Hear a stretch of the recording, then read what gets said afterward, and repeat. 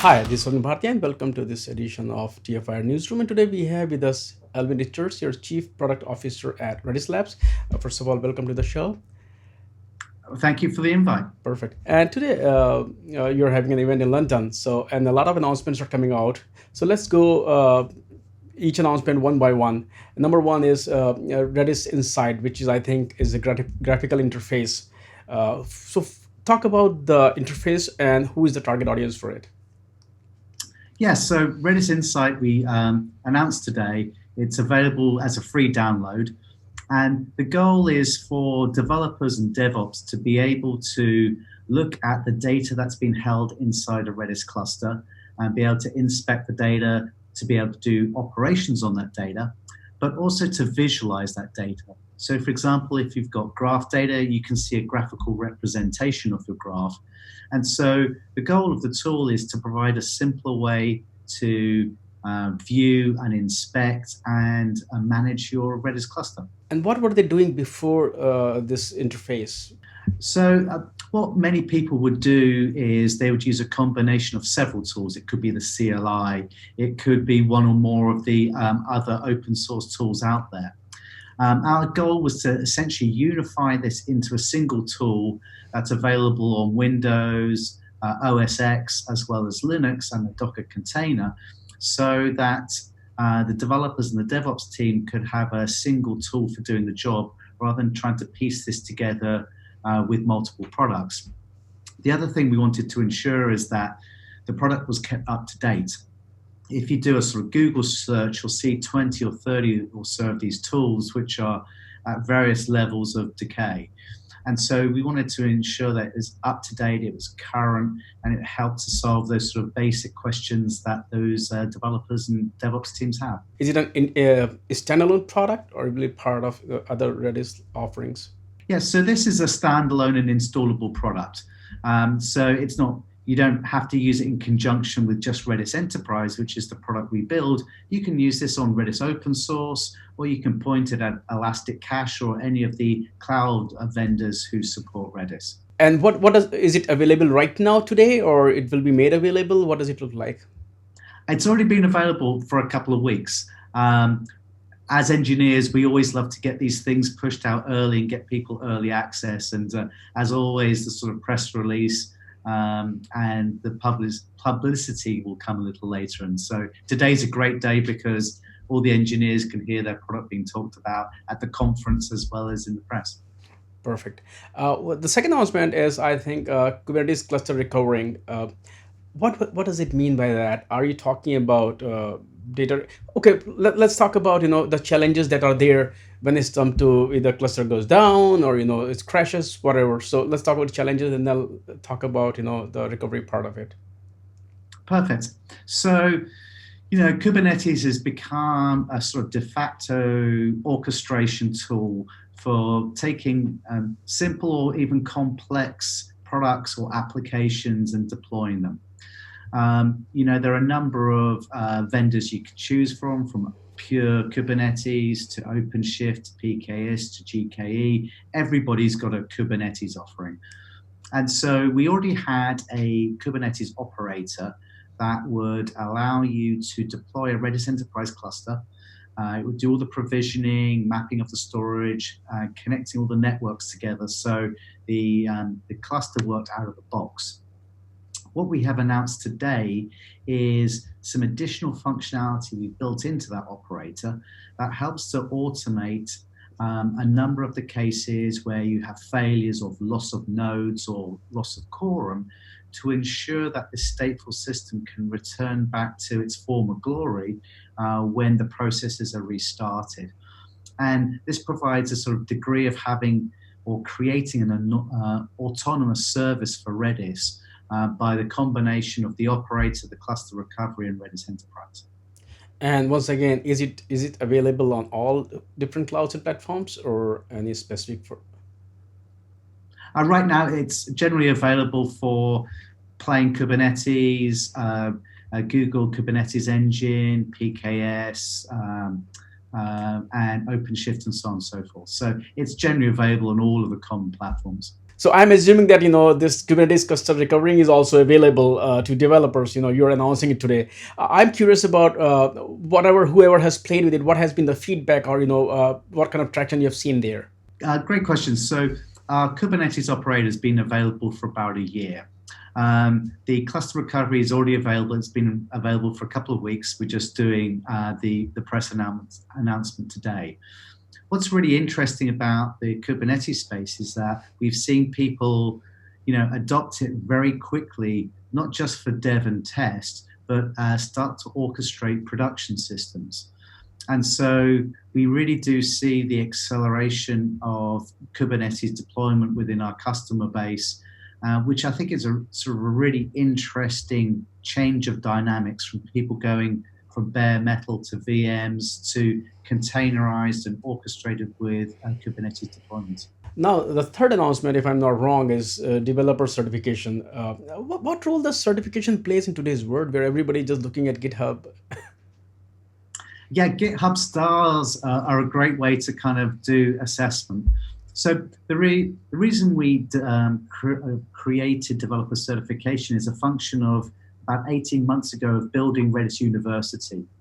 Redis Labs is the biggest funder of the Redis community, and what we wanted to ensure is that any developer, wherever they are on the planet, could get access to the best, highest quality education and become enabled with the skills to use Redis successfully. When you complete one of those courses, and we have about 6 courses right now, covering from everything from data structures to full text search for using Redis and Java, you get a certificate of completion when you finish the course. The feedback we got from the community is that they also wanted a higher level qualification to show to prospective employers the skills that they have, because they think Redis skills are very valuable. And so the certification program is just a very simple way for a developer to sign up or a DevOps person to sign up, take an online exam and get a higher level of qualification.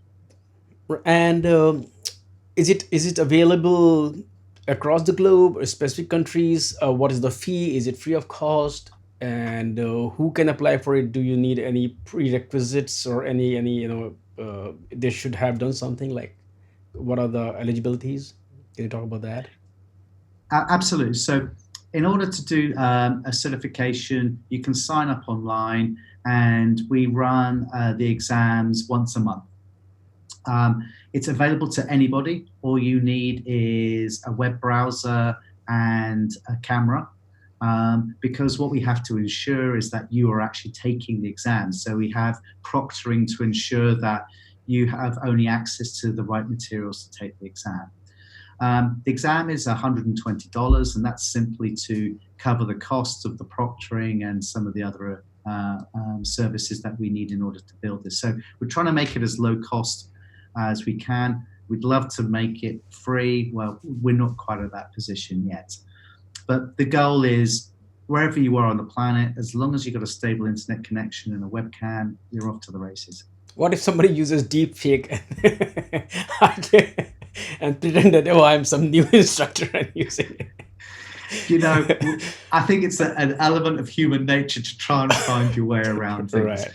And I think if somebody is that committed to figuring it out, then perhaps they will figure it out. But we want to ensure the integrity of the exam, which is why we're using an external proctoring service to try and do our best to ensure that the actual person is doing the certification with the right materials that they're supposed to have access to. What are the clear benefits that I would get if by getting this certification? I think twofold. I mean, one is sort of, your own bragging rights to yourself and your friends. You've done this, you've proven that you have these skills. But I think it also helps each developer because, first of all, it's something that they can, for example, post on LinkedIn. It's a qualification that will stay with you the rest of your career. It's not tied to your employer. And it then allows employers to be able to find people with these skills more easily. And I think it just allows this sort of allowing people to connect to their communities, and those people interested in the communities knowing who the experts are there. Right. Uh, And though it's not part of I think your announcement today, but Redis Open Source 6 is also, is it coming out or is being announced or what's going on there? Yeah, so as you know, Redis is a great open source project. So we have an open source core, and then we build Redis Enterprise around it. So there's a whole project team and a whole community around developing that core. So Redis 6 is the next open source release. That's going to be coming out in terms of release candidates at the end of this year and early next year. And so one of the things we talked about today in the conference is what's been happening, what we've been working on. And one of the major new features is access control lists, which allows anybody to be able to limit what commands can be operated on which pieces of data.